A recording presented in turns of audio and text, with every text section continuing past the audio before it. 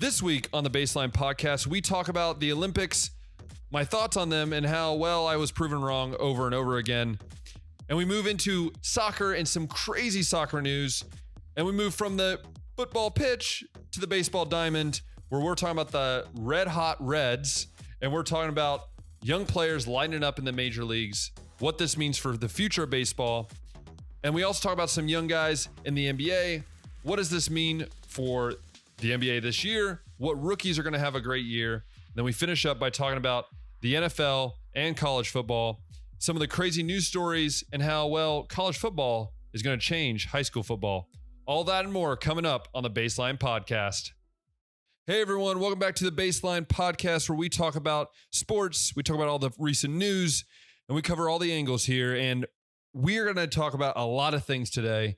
And before we get into it, if you're new, my name is Ben, and this is the podcast, the Baseline Podcast, where we talk about, like I said, sports and everything in between. So we try to talk about everything. We don't always get to everything, but we'll do our best. So like I said, talking about a lot of things today.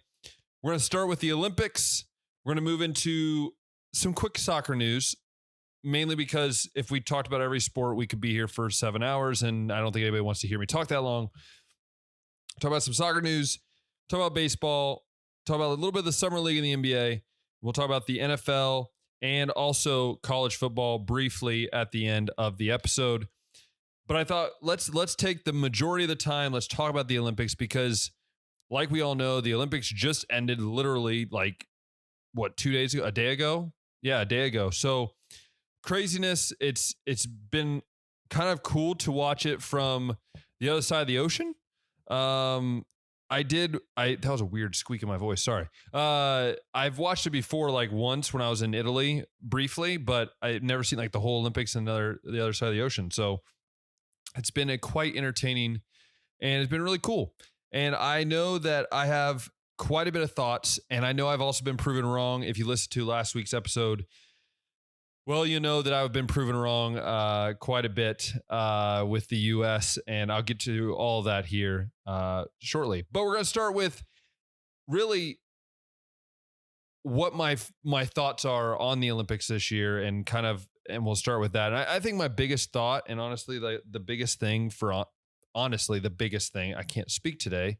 Sorry, first day of work, I'm getting through it all. But anyways, my biggest thought and my biggest thing about the Olympics was it was the Olympics, but it wasn't the Olympics. I really miss seeing the crowds of so many different nationalities, people supporting their nations or people supporting other nations. And I know with the pandemic and all, it's hard to do, but I guess what really stuck with me was that, we still got to feel the Olympics, and we still got to feel something in this really crazy time that was cool, that everyone around the world could sit and watch, and there wasn't anything else really bothering it. It was like we could all sit and watch and just enjoy sports. And that's what sports is all about. And that's why I wanted to create this podcast, because sports brings people together from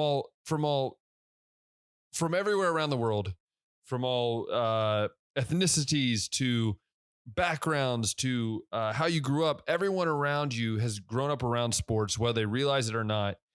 And 95% of the time, it brings people together. And that's what I do love. And that's what I love about the Olympics. And with that being said, let's talk about how I was proven wrong, because that's kind of all my thoughts as well. The U.S. proved me wrong. I'm going to be honest with you, and I will be 100% with you. I will admit when I'm wrong, and I was wrong about the U.S. basketball team, men's basketball team specifically. I thought they might choke, maybe end up not doing so well, but Kevin Durant and these guys showed that, hey, we're still the best country in the world to play basketball in. We have the best talent, we have the most skilled players, and it was shown a lot through the last few games, and especially in the gold medal match against France. They said, you know what, you beat us once, but you ain't gonna beat us twice. And that's what was so cool. So yeah, I was supporting them as much as I said I didn't think they, I thought they might struggle. And in general, I said the US maybe has been caught up to. Maybe the world's starting to catch up, which I'll get there in a second. And I guess I just couldn't be proven wrong more. And I'm happy to say that I was proven wrong because it shows that, yes, the U.S. overall, yeah, there's a couple sports that I think we've been caught up on or we're still not the best at. But overall, I mean, it shows medal count. The U.S. is the top nation in the world, and they've proven it again. And so super awesome that the U.S. did so well. Also, Hungary did well. Speaking of someone that did well, Hungary did really well. Now, if you talk to some Hungarians, they would think that they should have won more, maybe in swimming, or maybe not the bronze in water polo. Maybe they should have won the gold, or maybe should have done better in handball, or different things like that. But I mean, 20 medals is pretty good for a country their size, and they're probably, I'm not for sure, they might have been the smallest country that had in the top 15 or top 15, 20 countries. I'm pretty sure they might have been the smallest in that group. And it just shows they have some talent. And living here and having a fiance that's from Hungary and having friends that are Hungarians, I root for Hungary. Just as much as I root for the U.S., I root for Hungary, and they did really well. They made Hungarians proud. I know they had the fencer. I can't remember his name, but he's won 3 straight gold medals. That's impressive. No matter what sport it is, to win 3 straight gold medals at 3 Olympic Games as you're getting older to still do well it's really, really cool. I will say, speaking of like gold medals, I did miss seeing Usain Bolt running. It's those kind of things that you miss, those kind of athletes. You got to see a duo. So like two guys shared the gold medal in I think it was the triple jump or the long jump, one of the two. Again, another thing that's cool. And that's what I love about the Olympics. And that's like part of my thoughts is like, it's so cool to see all these different stories, these different backgrounds, where these people come from. I mean, you even had like the refugee team, which was really, really cool. And that's another aspect to the Olympic Games. And that's what the Olympics are about, is it's not necessarily just all about the sports. It's about bringing community together. It's about bringing athletes from all over the world to one place to say who is the best. But more importantly, let's bring kind of this peace mindset to everywhere around the world so we can all watch sports together, which is really, really cool. To finish up my thoughts on the Olympics, the world still hasn't quite caught up. Now, I said I thought they did, but I think I've been proven wrong. I think the U.S. still has that edge. I mean, you look at the numbers, and I'll get to them here.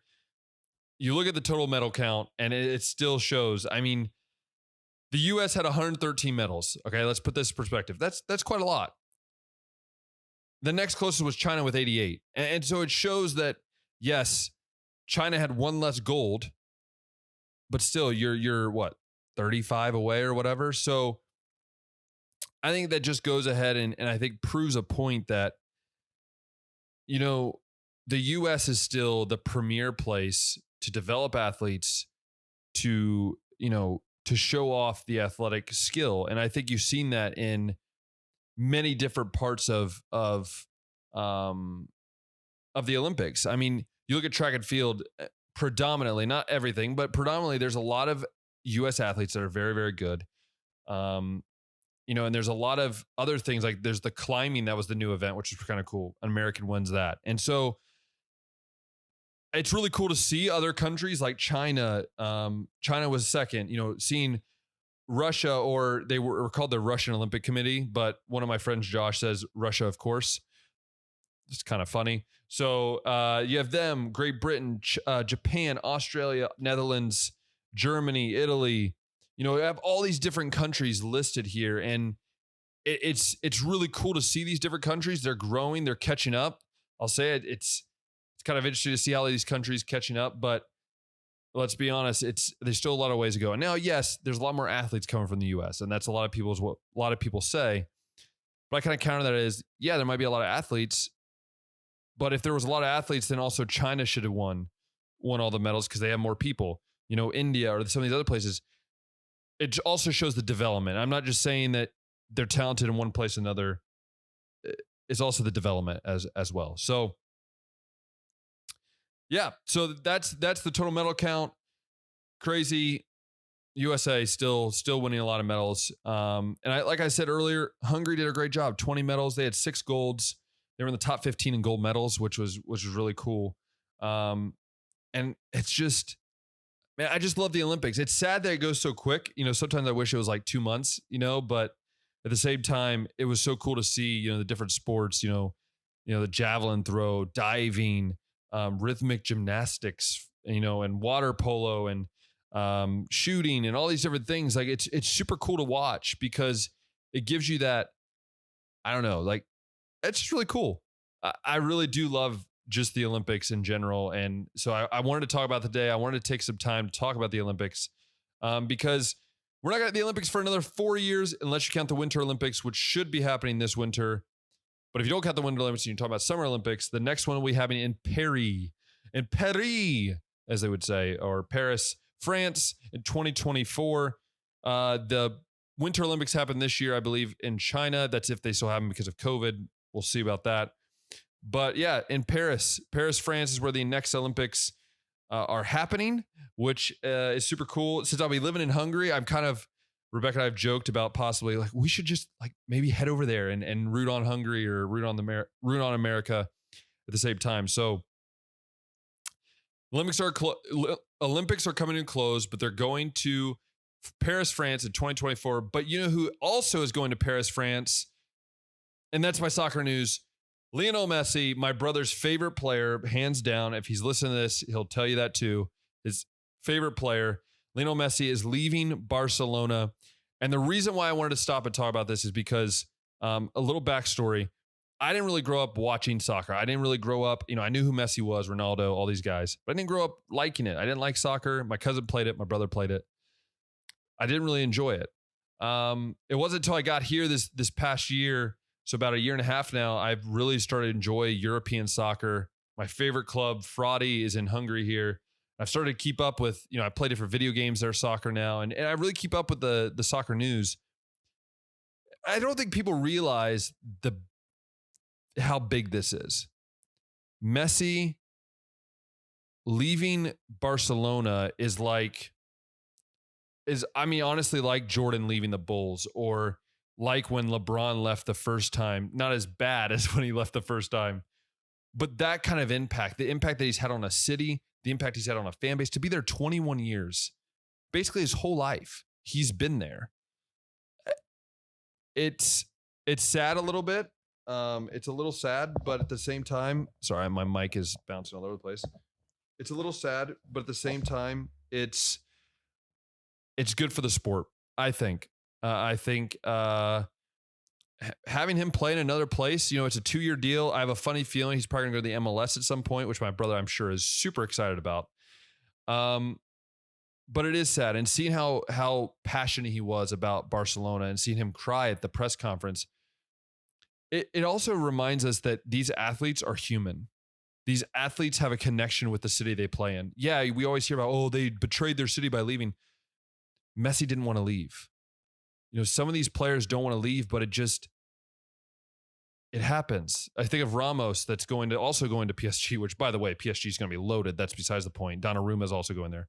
Look at Ramos and even Donnarumma, who spent almost their entire career in one place. These are humans. They draw and they bring a connection to people, to fan bases. There, I'm sure, were kids crying because they're leaving their favorite club, Barcelona.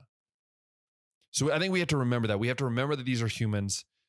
But it is an amazing thing that he's going to PSG, to France. But it's also sad for Barcelona fans. It's heart-wrenching. I remember when LeBron left, it tears you apart because it's the soul of your franchise or your club, the sole guy that's brought so much joy to you, is now leaving.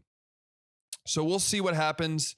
I'm interested to see what happens. I think PSG, if they don't win the Champions League, then, well, they should just quit soccer, I think, because you are so loaded now that it would be very interesting to see what would happen if they don't continue this path of domination and everything in between. And so from the soccer pitch, we go to the baseball field, and we're going to talk about some MLB things happening that I think are pretty crazy, and also how the Reds are just continuing to be hot. So, yes, we're going from the football pitch to the baseball diamond right now. We are now at the baseball diamond. I almost said baseball pitch, but we are at the baseball diamond, and some crazy things are happening in the MLB. I mean, nothing crazy. It's still like kind of just August. It hasn't gotten close to October yet. So we're not talking playoffs yet. I mentioned a few times, but I will talk about my Reds because I'm a Cincinnati Reds fan. And I'm not going to not talk about them. The Reds are on fire. They are hot right now. I'm telling you, and I've said this, I've been proven wrong. I kept doubting the Reds.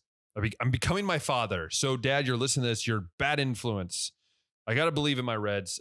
Believe in Joey Votto. Joey Votto has become a leader. There's a lot of doubts in him the last few years, but he's become a true leader. There is just a chemistry in this clubhouse. They are hitting the ball like crazy. They have the most runs scored since the All-Star break. They've swept the Pirates, which it's the Pirates. No offense, Tanner, but they're the Pirates. So I'm not really looking at this and going, oh my, we're going to win the National League Central or we're going to win the wild card. I'm not saying that. But I am saying is I think 2 games out of the wild card, 5 games out of first place in the NL Central, and we're making some room between the next teams. I think there is a chance. They're getting healthy. Moustakas is back. Senzel's on his way back. The bullpen's getting healthy. The bullpen's getting better. Starting pitching's been good. And this is a big if the Reds stay this way and they continue to work towards this, I'm going to say it now. If the Reds keep it this way, only if they keep it this way, they're staying healthy. Yeah, they might lose a game here or two. I think because of how Tatis is injured with the Padres, they're struggling with their pitching. I think there's a chance they could make in that second wild card team. Now, if they did that, they would have to face the Dodgers or the Giants. So, there's hope. There's always hope. So, it's just really cool. It's exciting to see. And speaking of the wild card, as much as I'm excited about the Reds, I'm in shock that the Mets now, it's not the Phillies. The Phillies have been chasing the Reds. It's now the Mets because the Mets in 3 days went from first to third place. They're now, I think, hold on, let me check my standings here, but I'm pretty sure if I look here at my standings, because I have my standings on my phone, but I got to find it. I know it was close, but I'm not positive. Let's see here. Yeah. So they dropped now to below the Braves. The Braves have been on fire. The Phillies have been on fire. I thought the Mets were going to pull away with the NL East, but it's just going to prove, I think 2 years in a row now, the NL East is just a mess half the time. The Washington Nationals sold everyone away. The Mets got Baez, and then you thought, well, they're going to be better. It turned out they're struggling. So who knows who's going to win the NL East? I don't want to put my money on anybody because I'm not a betting man, but also because I just have no idea who's going to win because it seems like every other day there's someone else. And if you look at the AL, I think the AL is a lot more. Ooh, I bumped the camera. It shook. If you're watching, I'm sorry. But anyways, I think the AL is one of those. I think they're pretty. It's pretty solid. Yeah. I mean, the AL. You have Tampa Bay, who is up 4 games in the AL East. The Central. I mean, the White Sox are just over the Indian or the Guardians, as they're going to be called in the future. And then you have Houston and Oakland are kind of close. But I mean, the AL East is a lot. The AL is a lot closer, or not as close as the NL. The NL is a lot closer divisions. There's a lot closer in the wild card. So I'm interested to see. I'm interested to see how this MLB finishes. One of my favorite times of the year is September because you have the playoffs that are approaching, but then on top of that, you have all the prospects coming up, that the rosters expand, which is really cool. And speaking of prospects or young players, there have been some amazing young players, not just rookies, but young players, maybe in their second year, third year, that are just playing amazing this year. You think of Vlad Guerrero, you think of Tatis, who even though he's injured, he's having a great year. You think of the Reds, you have India and Stevenson. I mean, India came from a guy who didn't even know if he was going to make the starting roster for the season to a guy that's the everyday second baseman. I mean, the dude's on base percentage is over 400. He's hitting the cover off the ball. I think it's cool to see these young guys because you look at the pitching side, there's some young pitchers as well. That's what I always love about baseball is that baseball is that one sport that I think even more than anything, maybe football a little bit, but I still think it's baseball where you have these like unknown dudes or these guys that were like, they might make the roster to boom, exploding. Now at the same thing, they can become bad again. But I don't see this with this. There's a lot of these young dudes right now in the baseball, in the major leagues right now. And there's a lot of guys going to be coming up. I think of the Reds, you have Hunter Green and Barrero. You have some of these guys for the Reds. I'm sure there's other guys. I'm not as far into the other teams as farm systems. But that's what's so cool is that when you have young guys, and especially when you have young guys in the baseball world, it's so cool to see how good they'll get, because I think it's one of those things where you can have 2 or 3 good years and then you become like a bench player the rest of your career. I think it's interesting to see who out of these guys become that Hall of Fame caliber. Will Tatis, will Guerrero Jr. become that? Will India become everyday second baseman for the Reds long term, like a Brandon Phillips, and so on and so on. And so it's really cool to watch these young players. I'm really interested in seeing, the MLB, what will happen? What will happen in the long term? Will the MLB become less veterans and more young guys, as we're kind of starting to see? But we'll see. We'll see in the long run. I'm interested to see what happens. But going from the young guys on the baseball diamond, we're going to go to the young guys in the NBA. We're going to talk a little bit of NBA. We're not going to talk about a lot of NBA just because there's really not much to talk about as of right now, other than the fact that there is guys playing the Olympics that are now coming back. I mean, I've already mentioned the Olympics, so why would I talk about that? But so the Summer League is happening. If you guys don't know what the Summer League is, that is where you have a lot of rookies. So almost all the rookies play in the Summer League, plus other unnamed guys. So these kind of guys play. They try to win a spot on the team or in the G League. They try to prove their will, I guess, and they try to showcase what they have. And so it's been cool. I've been watching the highlights of these games, as I'm going to work or as I'm just relaxing. I see them on Instagram or whatever, and I'll tell you, there's a lot of good young players out there. One of the guys that is a fascinating story, which I'll get to in a second, but one of the guys that I'm really thinking is going to succeed the most, of course I want it to be, some of these dudes like Mobley, obviously from the Cavs, I want to do well, but I honestly think Jalen Green for the Houston Rockets is going to be one of those guys with a team that is pretty bad, is a guy that I think can really make a big difference, make a big change in a locker room, where you have the Porter Juniors, which I am so mad. And when I mean so mad that the Cavs got rid of him, I know he was having some behavior issues, but he's just a dude that could have succeeded in that Cavs offense. But that's besides the point. You have Jason Tate, a former Ohio State player down in Houston. Jalen Green's going to be very good. And I saw him play and I was like, oh my word, this dude is good. Mobley kind of was like, I'm like, we spent a third overall pick on him. Let's hope he pans out, which I think he will. 7-footer that can do a lot of things. I think you have a good 1-2 there with Allen and him, and then you throw Kevin Love in there as well. They're going to be really good. But a fun story and an interesting story is Max Struss. You might not know the name if you're listening to this and you're like, who's Max Struss? Max Struss is a guy that played at, I believe, I can't remember off the top of my head, but right now he's playing for the Miami Heat Summer League. And Max Struss is one of those guys that is a great story. So he actually went to, I believe it was DePaul, right? That's right.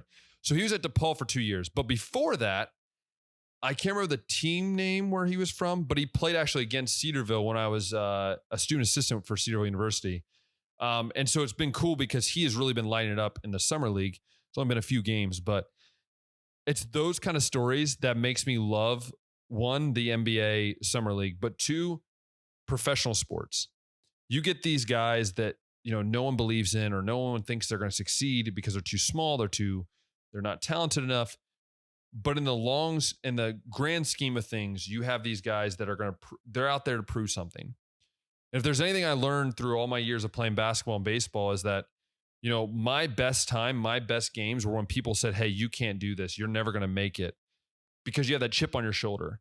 And I think it's the same thing in life is I feel it the same way. Like if someone says I can't do it, I'm going to prove it. And I'm going to put a chip on my shoulder and say, hey, I'm going to get this done because I'm going to be the best at it. And there's hands down, I will be the best.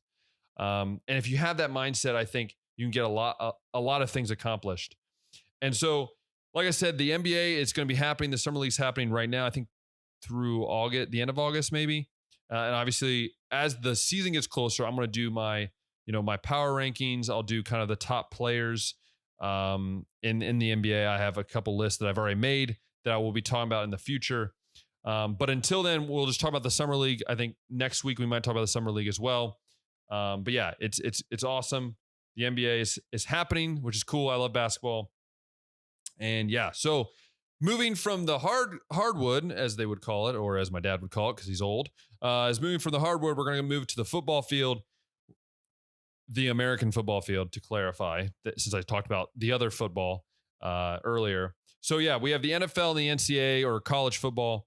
There's a lot of things going on. Obviously, I could spend hours going through each news thing, but there's a few news items that I wanted to talk about, both in the NFL and in college football, because I think it can really change the landscape of NFL free agents, or not NFL free, NFL quarterbacks. And the other thing could really change the way college football changes high school football in the future. And so we're going to start with the NFL.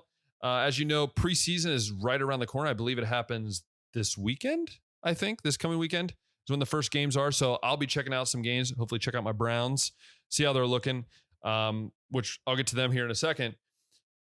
But one of the biggest things I heard, and I was shocked of actually, is that Wentz is out. I think he's out for a few weeks. I don't know how many weeks. It might be 9 to 12 weeks or something like that. So I repeated myself. Not a good podcast show host. Anyways, Wentz is out, which is what happens next. I know they have some young guys. I think they have a rookie. I'm not for sure, but the joke has been to bring back Rivers, which I mean, the dude is like almost 40. I don't know how he's not Tom Brady. So I don't know. It's interesting because they are close to home. They're, a couple hours away from where I grew up. I have a lot of family that's Colts fans, friends that are Colts fans. It's going to be interesting to see what they do. With Carson Wentz out, I'm really interested to see how that changes the whole scheme of things. What, does, Minshew from Jacksonville, does he end up getting traded? Do some of these veteran QBs end up leaving their team to fill a void that honestly could make or break the Colts season? So I think we'll see in the preseason, see how they do and see who comes out as quarterback. I'm really interested to see that. And probably the biggest news in at least in my mind in NFL would be Josh Allen's big deal. I have three things on this. One, first off, I didn't think he was gonna be the first quarterback to get an extension from that kind of class, that time frame. Secondly, that's a lot of money. One, because I wish I had that money, but two, I always struggle with teams that give their quarterbacks a big extension when they've only proven really 1 year. I mean, maybe a little more than a year. So it's just going to be interesting how that plays out. And then thirdly, that's scary for one as Browns fans, because that means Mayfield's going to need a lot of money because he's going to want that same money. I don't even remember the deal. I think it was I believe it was over $100 million. I know that. Schefter. I'm looking up Adam Schefter because he had the report on it. He had. Oh yeah, it's $258 million and $150 million guaranteed. It's a 6-year deal. Now, do I think the Browns will pay it this year? No, I think they're going to wait till next summer. And I think Lamar Jackson's in that same boat. How much do you pay these guys? I think Mayfield needs to do one more good year, and I think he'll get similar money. But if you're the Browns or you're the Ravens, you're going to have so much other cap in so many other places. Do you have to give up Landry or OBJ as you're the Browns? Do you have to give up a Kareem Hunt or, a Clowney? Can you re-sign Clowney? These teams don't realize there's so many other factors and there's so many other big things that I hope the Browns, and even for the Ravens' sake, have the money. We'll see what happens, but this really can change the quarterback position in the future.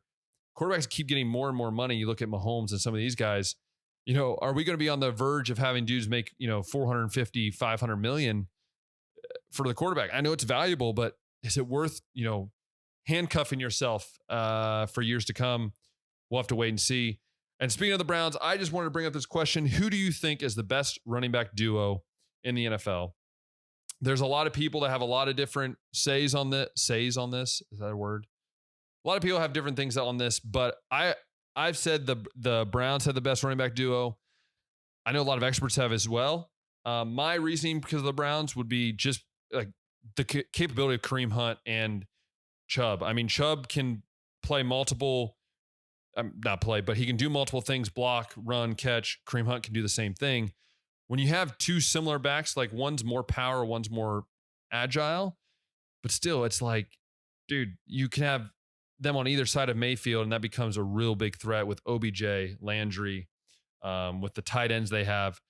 That's why I said last week I believe the Browns can make a really big run, a big, bold prediction that I have, as you heard last week. So it's crazy. The game, I love the NFL. I love college football more. That's why we are finishing today's episode on college football.